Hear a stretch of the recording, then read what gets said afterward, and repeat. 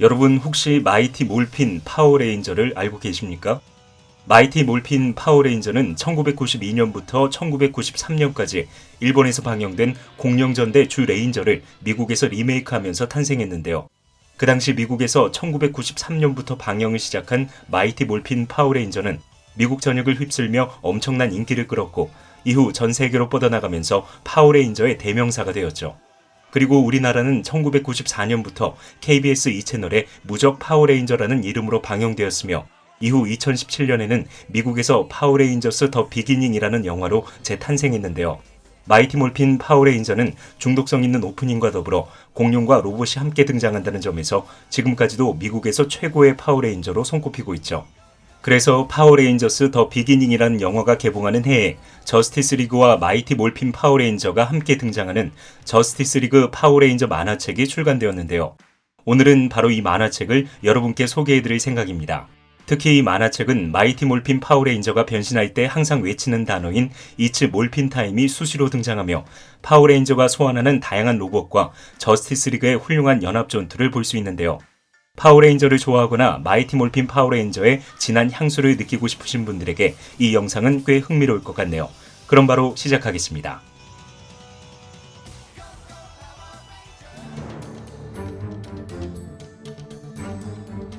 고등학생들로 이루어진 파워레인저는 조던의 연락을 받고 파워레인저 본부에 모이는데요. 뒤늦게 합류한 잭 테일러는 너무 자주 사라진다는 이유로 부모님과 싸우다가 늦었다면서 미안함을 표시했고 다른 멤버들은 비밀 신분 유지 의무 때문에 어쩔 수 없다면서 그를 위로합니다. 그렇게 파워레인저들이 서로 인사를 하고 있을 때 조던이 알파5가 사라졌다는 충격적인 소식을 전하자 파워레인저들은 급히 텔레포트를 이용해 알파5를 찾아다니는데요.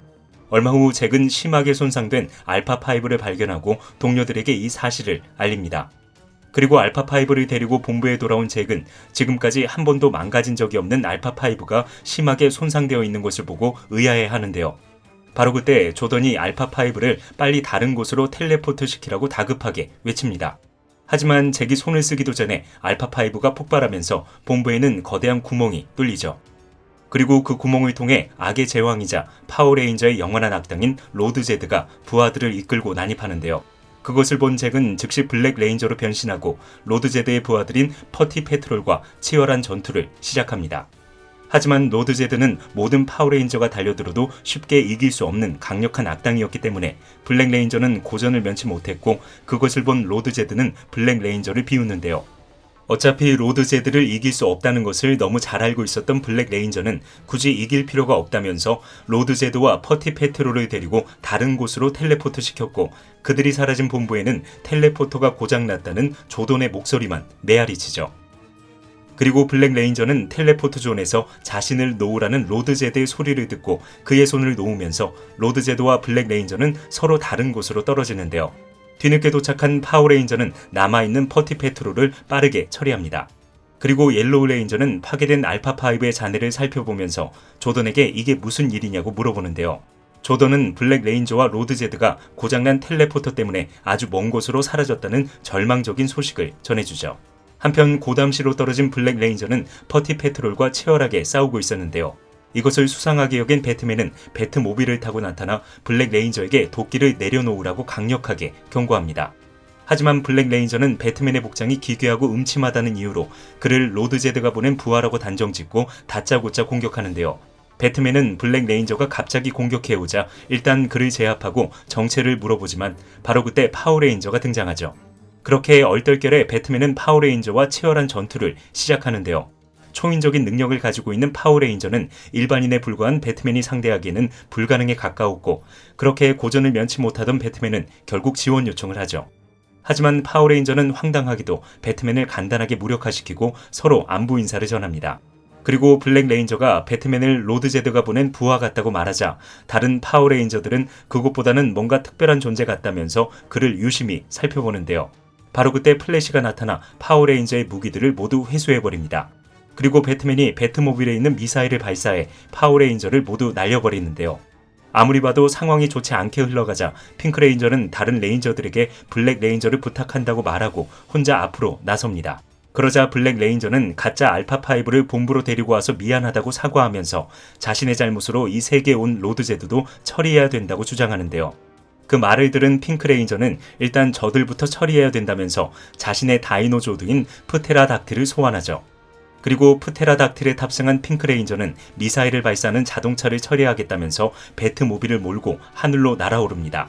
그러자 플래시는 사이보그에게 거대한 분홍색 공룡이 배트맨을 잡아갔다는 소식을 전했고 그 말을 들은 사이보그는 황당해합니다.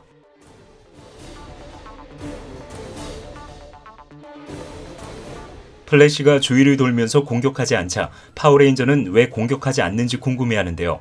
바로 그때 핑크레인저가 하늘을 날고 있는 사람이 자신을 쫓아오고 있다는 황당한 연락을 합니다. 한편 핑크레인저 앞에 나타난 슈퍼맨은 프테라닥틸을 유심히 살펴보다가 그녀에게 정중하게 할 말이 있다면서 프테라닥틸을 착륙시켜달라고 부탁하는데요. 그 무렵 플래시 앞에 나타난 3대 그린랜턴 존 스튜어트는 도대체 이게 무슨 일이냐고 물어봅니다. 그러자 플래시는 저들이 누구인지는 모르겠지만 배트맨을 공격했기 때문에 그들을 가만 놔둘 수 없다고 말하는데요. 그 말을 들은 그린랜턴은 그들을 위험 인물로 간주하고 일단 반지의 힘으로 파워레인저를 가둡니다. 그리고 무기도 뺏기고 알 수 없는 감옥에 갇히게 된 파워레인저는 위기를 직감하고 급히 다이노조드를 소환하죠. 그렇게 블랙 레인저 잭 테일러의 마스토돈과 블루 레인저 빌리 크랜스턴의 트리케라톱스, 옐로우 레인저 트리니콴의 세이버투스 타이거, 레드 레인저 제이슨 리 스콧의 티라노사우루스, 그린 레인저 토미 올리버의 드래곤 조드가 차례차례 소환됩니다. 그리고 티라노사우루스에 탑승한 레드 레인저는 블루 레인저와 옐로우 레인저에게 근처에 있는 민간인들을 보호하라고 지시하고 그린 레인저와 블랙 레인저에게 총 공격 명령을 내리는데요. 그것을 바라보고 있던 그린 랜턴은 최대한 방어막을 가동하고 그들의 공격에 대비했지만 결국 방어막이 처참하게 파괴되면서 땅으로 추락하죠. 그러자 위기를 느낀 사이보그는 급히 전투 현장으로 달려와 플래시에게 다른 방법을 찾아보라고 부탁하고 홀로 다이노조드와 맞섭니다. 그리고 사이보그가 시선을 끄는 사이 플래시는 자신의 몸을 빠르게 진동시켜 티라노사우루스 내부에 잠입하는 데 성공하는데요. 전투에 몰입하고 있던 레드 레인저가 미처 손을 쓸 새도 없이 그를 밖으로 꺼내온 플래시가 본격적으로 그를 공격하려고 하던 순간 갑자기 누군가가 플래시를 부르죠. 그렇게 플래시를 저지한 슈퍼맨은 이들은 악한 자들이 아니니 싸움을 멈추라고 말합니다. 물론 슈퍼맨은 원더우먼의 진실의 올가미를 통해 확실하게 알아봤으니 안심하라고 말했고 그렇게 파워레인저와 저스티스 리그의 오해는 순식간에 풀리게 되죠. 오해가 풀리자 블랙 레인저는 먼저 공격한 자신의 실수를 인정하면서 저스티스 리그에게 사과합니다. 그리고 블랙 레인저는 자신이 살고 있는 세상에서는 일반적으로 선한 사람은 배트맨처럼 음침한 박쥐옷을 입지 않고 항상 웃는다고 말하는데요.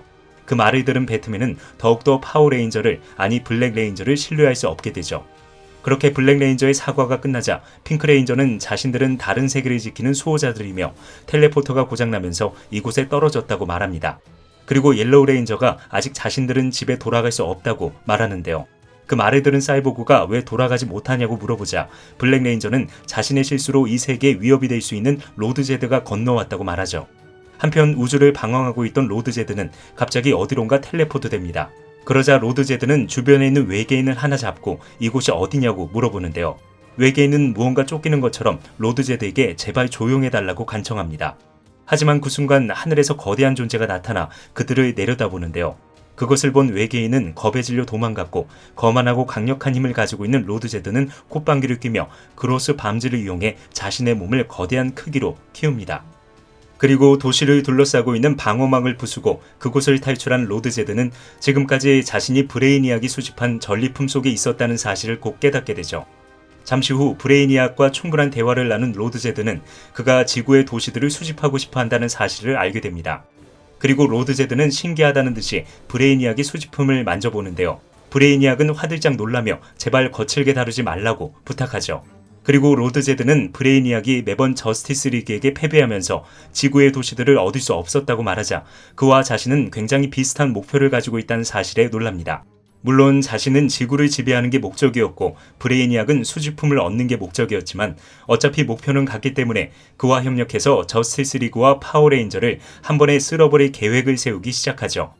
한편 파워레인저는 대화를 통해 저스티스 리그가 이 세계를 지키는 수호자들이라는 사실을 알게 되었고 그로 인해 더욱 훈훈한 대화를 이어나가는데요. 애초에 블랙 레인저가 마음에 들지 않았던 배트맨은 레드 레인저의 티라노사우루스를 자신의 배트케이브에 장식하면 좋겠다고 말했고, 그 말을 들은 블랙 레인저는 배트맨이 정말 좋은 사람인지 의심이 든다고 말합니다. 그러자 슈퍼맨은 블랙 레인저에게 사과하며 배트맨은 좀 괴팍하지만 좋은 사람이라고 변호하는데요. 바로 그때 사이보그가 전 세계에 큰 사고가 벌어졌다고 말합니다.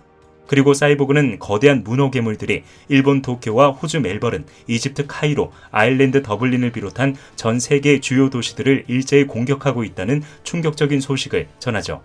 그러자 슈퍼맨은 급히 저스티스 리그와 예비 병력을 소집하면서 하늘로 날아오릅니다. 그리고 배트맨은 파워레인저에게 너희들이 괴물들을 이끌고 왔다면서 짜증을 내는데요. 파워레인저는 당연히 도와주겠다고 말하면서 즉각 전투 준비에 돌입하죠. 오늘은 파워레인저가 저스티스 리그를 만나 오해를 풀고 로드 제드가 브레이니악과 동맹을 맺는 것까지 소개해드렸는데요.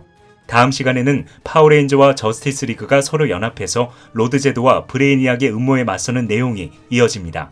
따라서 오늘 영상이 재밌었다면 다음 영상도 기대해 주시기 바랍니다. 지금까지 히파라치였습니다.